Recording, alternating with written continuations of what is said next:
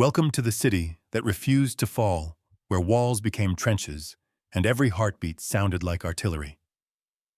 Welcome to Berlin, April 1945, when a city became a fortress. Engines coughed in the gray dawn, sputtering fire against a skyline already dying. The streets were no longer streets, only corridors of rubble, where soldiers moved like ghosts in uniforms torn by dust and smoke. Tanks idled beneath shattered balconies. The air smelled of iron and cordite, the stench of endings. Inside the ruins of the Reich Chancellery, maps no longer mattered. Red lines had bled across every direction. Outside, the sound of engines roared through the mist, T-34s crawling forward, the ground trembling under their tracks. Each tremor shook loose the glass teeth of windows that once overlooked parades. Now they watched only fire. In the subway tunnels, families huddled beneath flickering lamps. A mother covered her child's ears as the ceiling shook. Water dripped like a clock. Somewhere above, a soldier screamed not from pain, but command. The word carried through the smoke like a curse and a prayer hold. The city obeyed. Every breath, every heartbeat became an act of defiance. Street by street, block by block, Berlin turned inward, a fortress of desperation built on fear and stubborn pride. From rooftops and cellars alike, the defenders fired into the fog, not to win, but to refuse surrender. Engines thundered again, drowning out the last songs of spring. The smoke thickened the air, heavy with grit. In that breathless gray, a single order cut through the chaos, cold, absolute, final, no retreat. This city stands, or dies standing. And that is when a city became a fortress. Berlin, April 1945, the final stand had begun. Before we begin, leave a comment where you're watching from and the exact time you paused. What did you feel in that silence between explosions? They said the war would never reach Berlin. Even in the last spring of 1945, the city still pretended to live. Streetcars ran through shattered avenues, old women swept the dust from their doorsteps, and somewhere a piano played behind boarded windows. The air raids had taken the skyline, but not the illusion. The radio kept promising Berlin will remain German.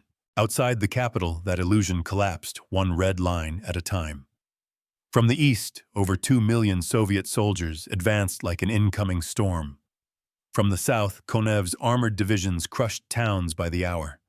From the west, American and British forces crossed the Rhine. What remained of Germany was being squeezed toward its capital, not by strategy, but by fate. Still the order came, prepare the capital for defense. Factories once building radios now produced Panzerfausts. School gyms turned into shooting ranges. Teenagers drilled in alleyways where they had once played. They called them the Volkssturm, the People's Storm. The propaganda posters showed heroes. Reality showed shaking hands and hollow eyes. Most had no helmets, no training, only fear and a uniform sleeve. 17-year-old Hans Keller stood in a muddy field during his 2 days of training. Point fire move, the instructor shouted. Then pray. The next morning, Hans was handed a rusted rifle and told he would defend Berlin. He believed he was fighting for his home. He didn't know he was fighting inside a grave, underground. The last circle of power burned itself out in the Führer bunker. The maps spread on the table no longer matched the world outside. Hitler refused to leave the city. His armies existed only in his mind. Units long destroyed still moved across his imagination. When an officer told him the relief force would never come, he slammed his fist on the map and screamed, "They will come, they must," but they never did. By early April, the German army was starving for fuel, ammunition, and air. The Luftwaffe could no longer fly. The tanks could no longer move. Even the elite SS divisions were cut into fragments. The defenders who remained were trapped in a maze of streets and propaganda. What strength they lacked, they replaced with denial. The Soviets paused at the Oder River, gathering their strength. They had seen enough of German cities to know what awaited them: snipers in church towers, civilians with rifles, soldiers who refused to surrender. To take Berlin would mean to fight for every room, every staircase, every brick. It was a victory that could drown in its own blood. That hesitation, a few days, maybe a week, gave Berlin time to become something else. The city turned inward. Barricades rose at intersections. Artillery positions hid between apartment ruins. The subway tunnels were wired with explosives. The streets became corridors of defense, each one commanded by a boy with shaking hands. Timing flipped the map. What the Germans lacked in strength, they gained in geography. The Soviets could not simply roll forward. They had to tear the city apart, piece by piece. Every corner demanded new plans, new losses. The Red Army brought in heavy guns and launched the greatest bombardment Europe had ever seen. On the night of April 15th, the eastern horizon glowed red. Civilians thought it was sunrise. It was not. It was fire, thousands of shells igniting the outskirts before dawn. The sound rolled through the ground like thunder trapped beneath the earth. Children woke up screaming, thinking the world was ending. In a way it was. By then, Berlin had stopped being a capital. It was an idea, a stubborn defiance wrapped in concrete and smoke. Every building was a bunker. Every survivor was a soldier. Even as artillery rained, the trams still tried to run. The newspapers still printed headlines like victory or death. But everyone who read them knew the outcome was already written. In basements, people whispered that the Soviets were close. Some feared revenge. Others hoped for an end. Yet above them, the last defenders refused to let go. They had orders to hold every block to fight until the last bullet to die before surrender. And so, as the first tanks rolled into the city's edge and the sky burned red with the reflection of gunfire, Berlin sealed its fate.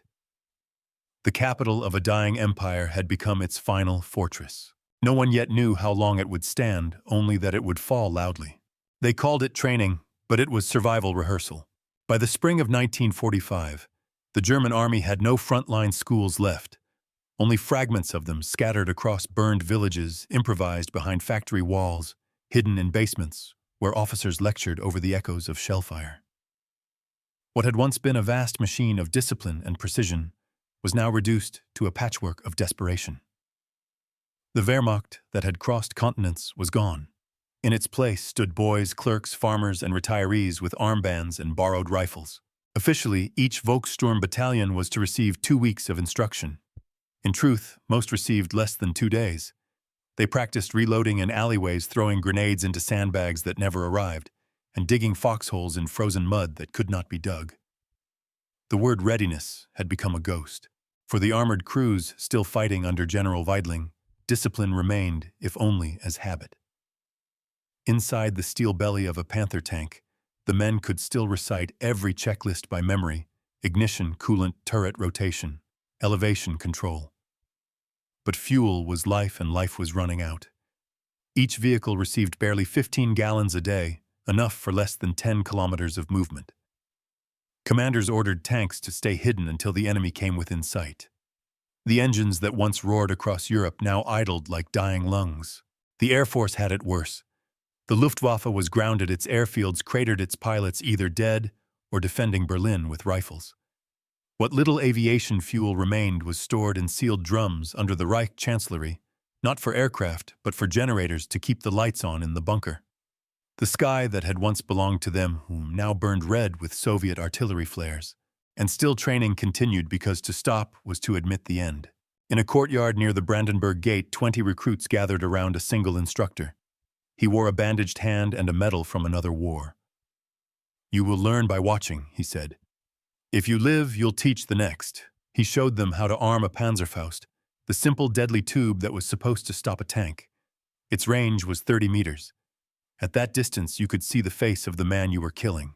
They practiced aiming at broken walls until their shoulders bruised. Some laughed nervously, some whispered prayers. One boy asked what to do after firing. The instructor smiled weakly.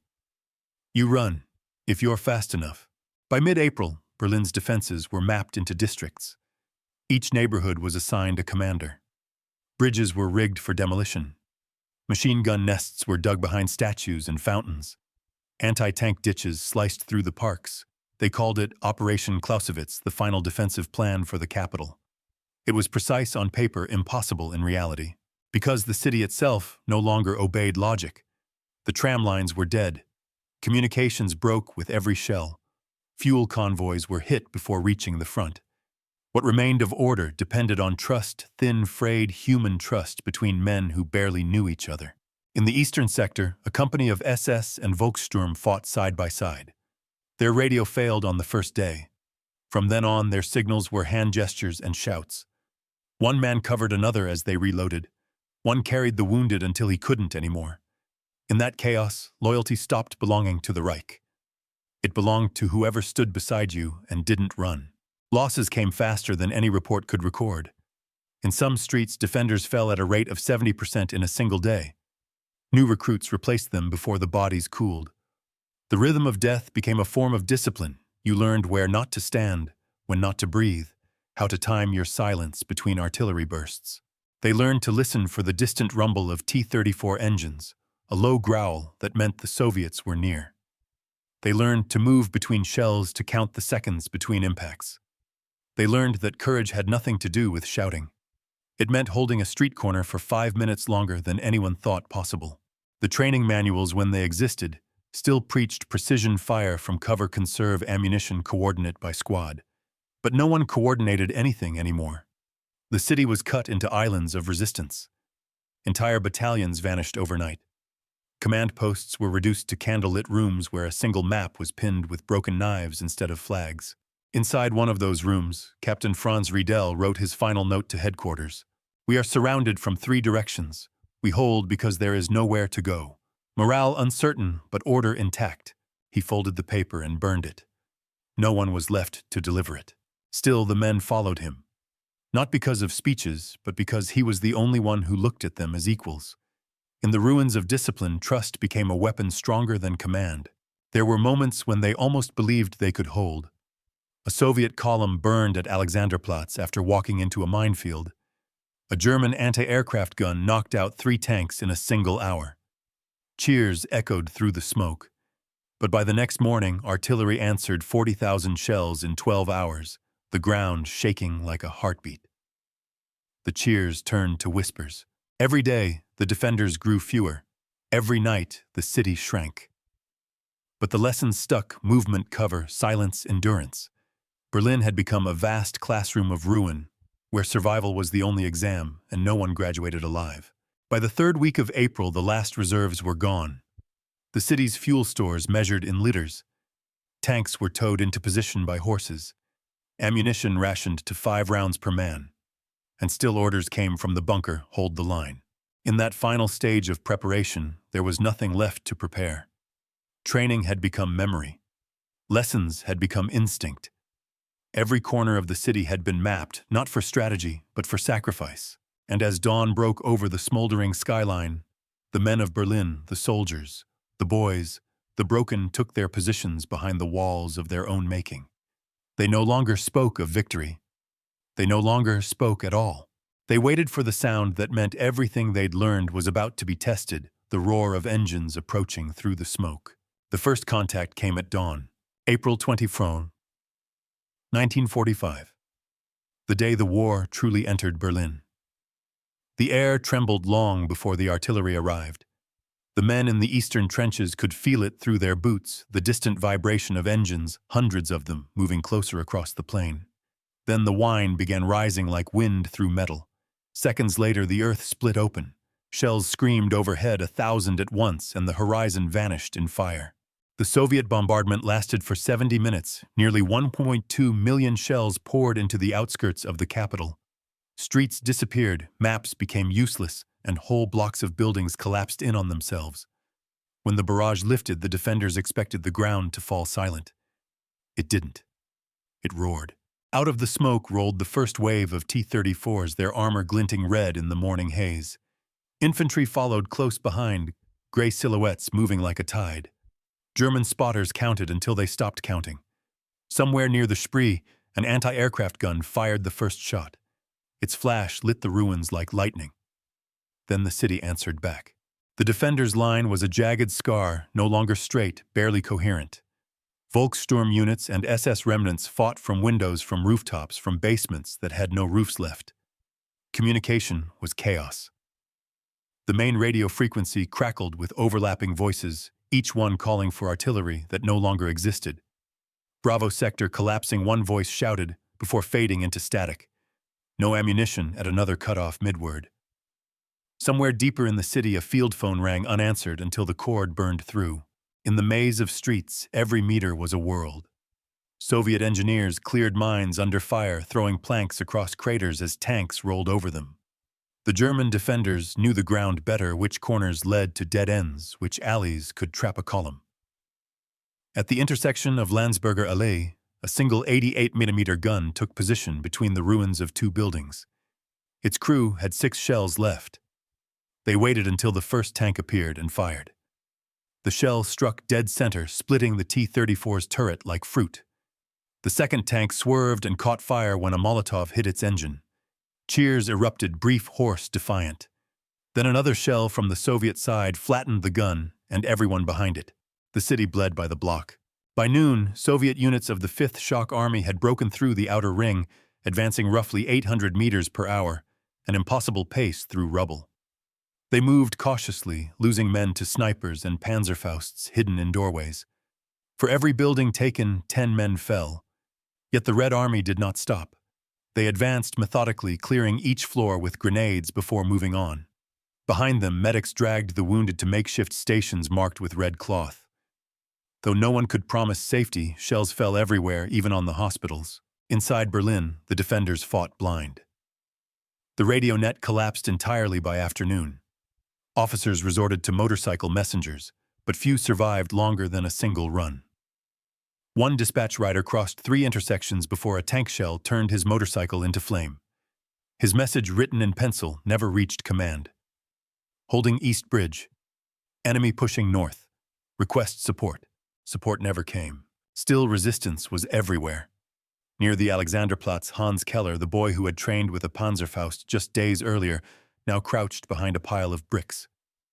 He had already missed twice, his hands shaking the weapon heavier than he remembered. A tank rumbled past the corner close enough that the ground shook under his knees. He waited until the treads were almost beside him, stood fired. The explosion threw him backward. When his hearing returned, he realized the tank was burning, and he was alone. His unit was gone. The Soviets called it Die Rattenkrieg, the Rat War. Berlin was now a labyrinth of fire and tunnels. Every street had a name once. Now they were just coordinates and ruins. Civilians fled through sewers to escape the fighting, but the sewers were soon flooded with smoke and fuel. The smell was unbearable, a mixture of cordite blood and burnt insulation. As evening fell, the sky turned black with soot. Fires burned unchecked. The water mains had ruptured. The glow from the city could be seen 40 kilometers away. In the Führerbunker, Hitler listened to the reports and ordered divisions that no longer existed to counterattack. The generals exchanged silent glances. No one argued anymore. On the front line, Captain Reidel's men were down to 30% strength. They had no heavy weapons left, only small arms scavenged from the dead. They fought from one building to the next, sometimes upstairs, sometimes underground. The sound of the Soviet Katyusha rockets, Stalin's organs the men called them, became the soundtrack of their existence. Each salvo flattened another block. Each echo brought down more dust from the ceiling. At dusk, Riedel gathered his surviving men, 12 out of 40, in a cellar lit by a single candle. The air was thick with plaster dust. "We hold this block until morning," he said simply. No one retreats. No one surrenders. No one spoke.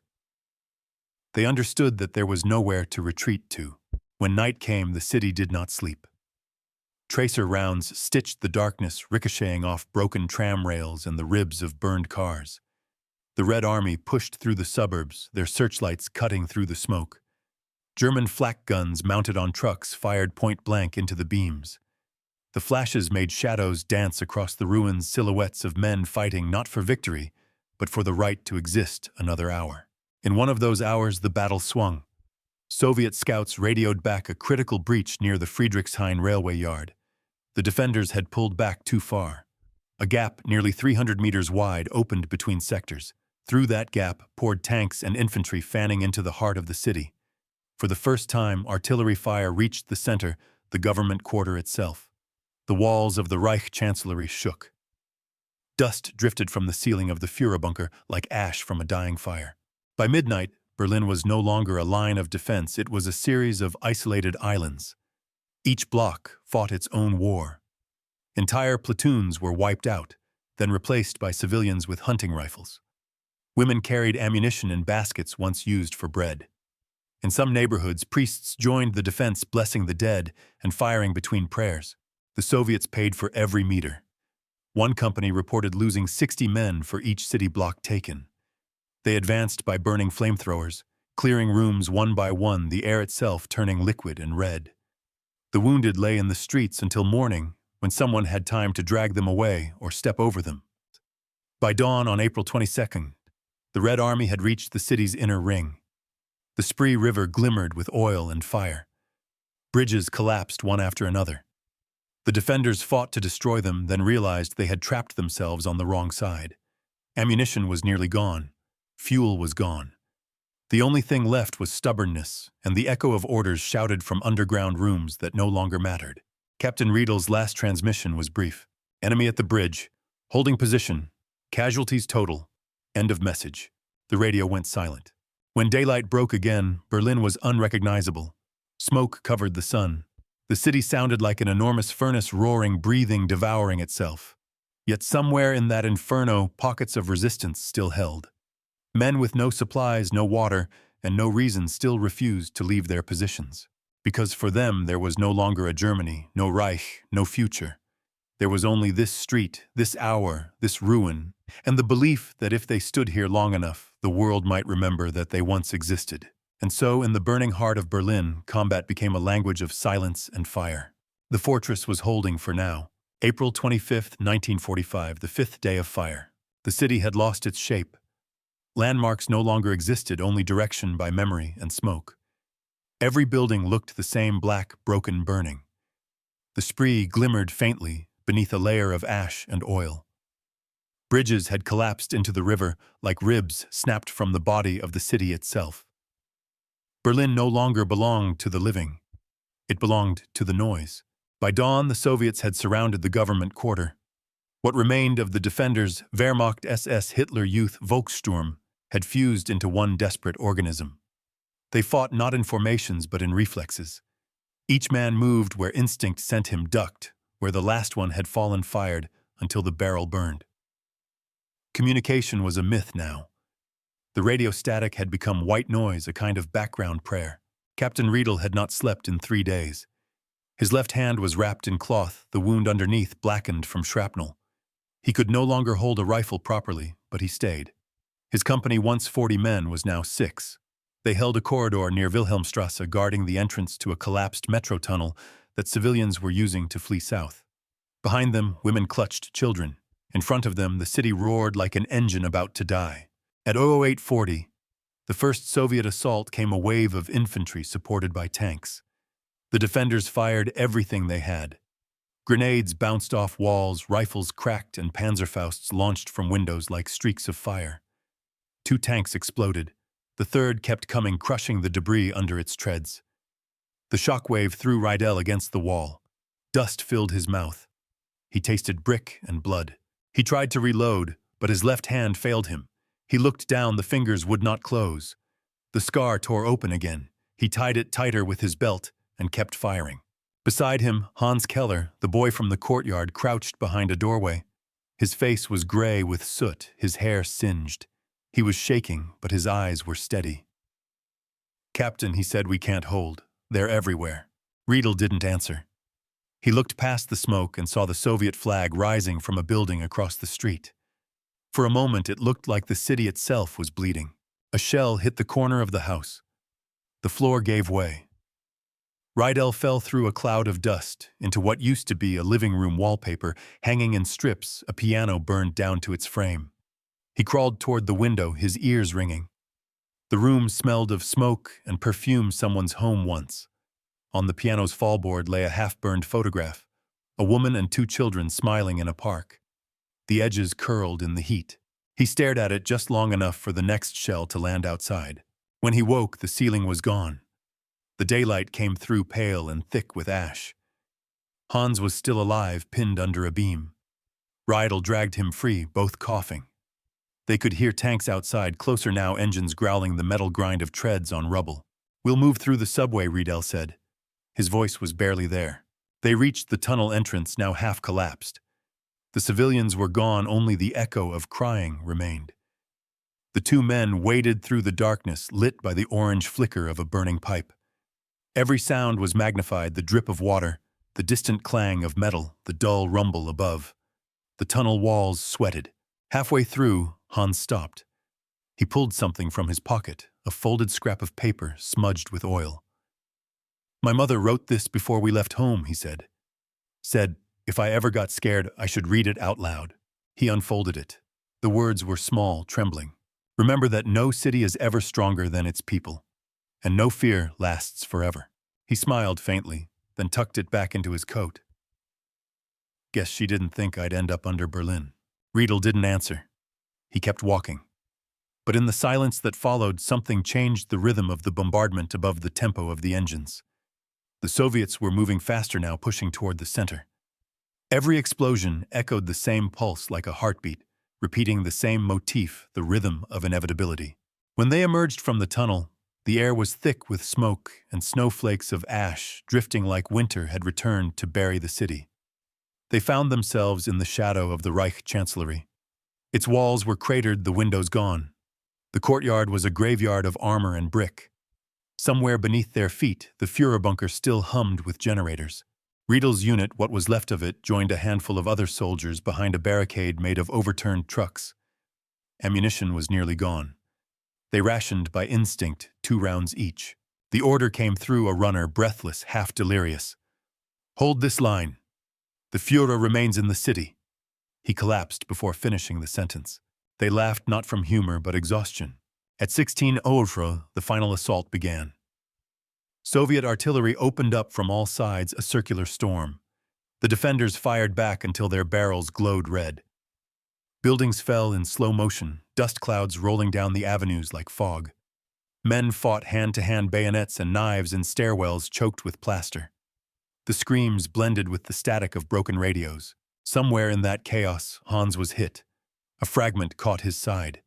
He went down silently. Riedel dragged him behind the barricade. Blood pooled fast.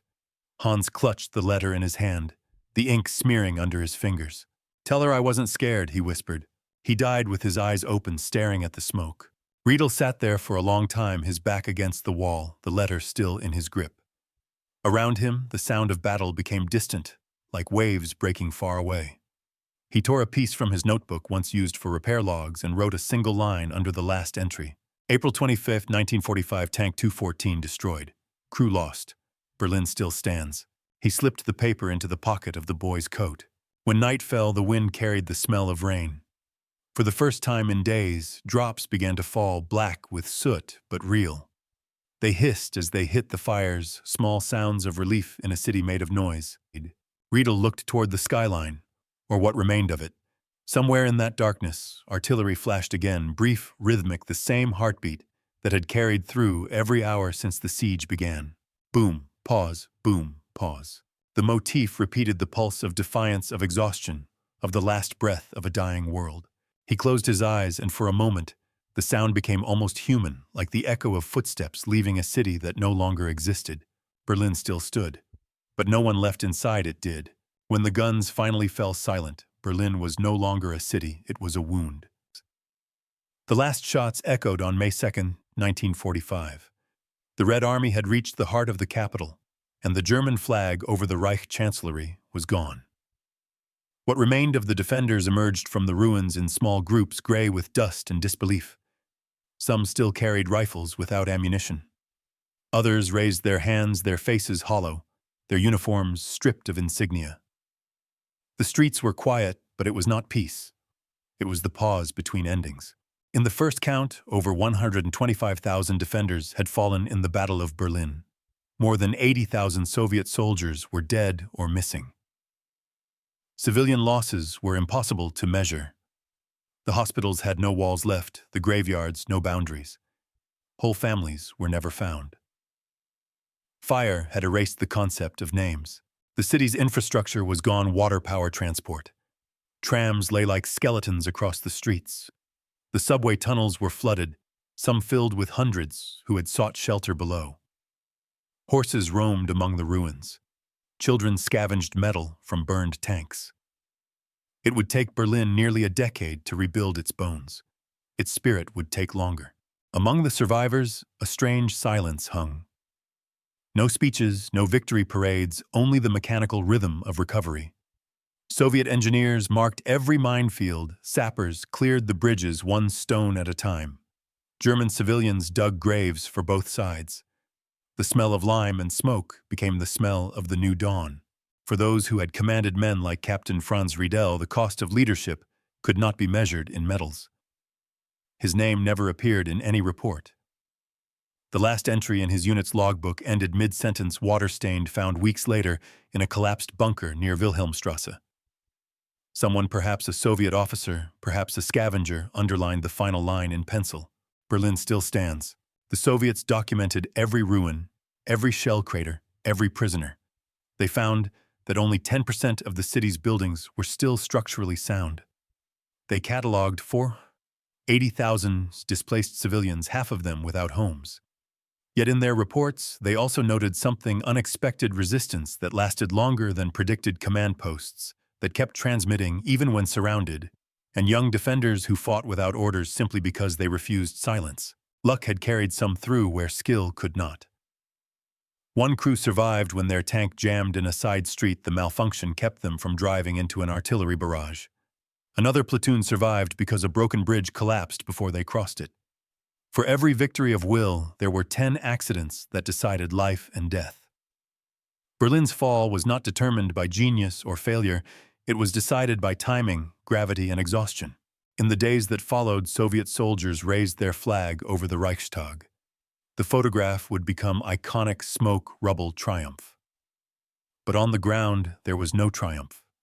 There were only men sitting among ruins, staring at the horizon that offered nothing but gray. For Berlin's people, rebuilding began with shovels and silence. Women known as Trümmerfrauen, the rubble women, cleared debris stone by stone. They sang softly as they worked, voices echoing through streets without walls. Some carried photographs of missing sons in their aprons. Others carried tools. The ruins became classrooms, kitchens, prayer halls. Life, stubborn and fragile, began again. Historians would later call it the price of fanaticism, or the inevitable collapse of tyranny. But for those who lived it, it was simply what remained when faith ran out. The defenders had not saved a city, they had buried one. Yet within that ruin lay something no regime could dictate: the sheer human will to endure. In a report written weeks after the battle, Soviet Marshal Zhukov described the final hours with a strange mixture of pride and sorrow. They fought with no hope, he wrote. And yet they fought. Riedel's scarred hand, Hans's letter. The photograph on the piano, all became part of the same unrecorded ledger. Not of victory, but of cost. Every name, every street, every heartbeat paid into the debt that history would remember only in numbers. Berlin's reconstruction began under 2 flags, one red, one white and black. Divided, occupied, haunted. It became a lesson written in brick and ash that no fortress, no ideology, no empire can stand forever on fear alone. In the ruins of the bunker, a Soviet officer found a radio log. Its final entry read simply, "All units silent, wind increasing, end." That was how the war ended, not with fanfare, but with static fading into wind. As the weeks turned to months, grass began to grow between the cracks of the burned streets. Birds returned to the trees along the Tiergarten. Life resumed, shy and uncertain. The city rebuilt because it had to, because existence itself had become an act of defiance. In every scar on Berlin's surface, there was a reminder: power ends, but memory endures. The Battle of Berlin mattered not for who won, but for what it revealed: that beneath the machinery of war, beneath the flags and orders and slogans, the true fortress was never the city at all. It was the human will to rise from ruin. Berlin's final stand did not end with the surrender. It began a doctrine.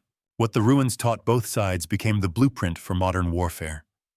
The Soviets studied the battle for decades, dissecting every street engagement, every failed assault, every lesson of blood.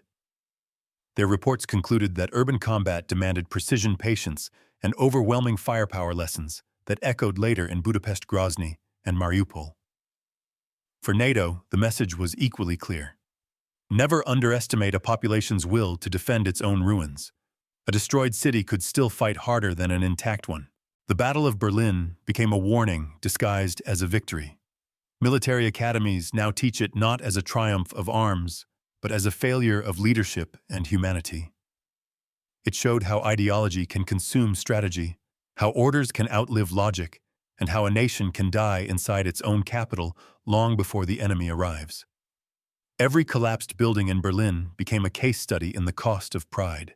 Culturally, the scars never healed, they evolved. The images of Berlin 1945 were broadcast across the world, the Soviet flag over the Reichstag, the faces of captured soldiers, the city reduced to dust. For Germans, it became a mirror of reckoning. For the rest of Europe, a lesson in what happens when civilization confuses power with purpose. The photographs entered textbooks, museums, and films, symbols of both destruction and rebirth.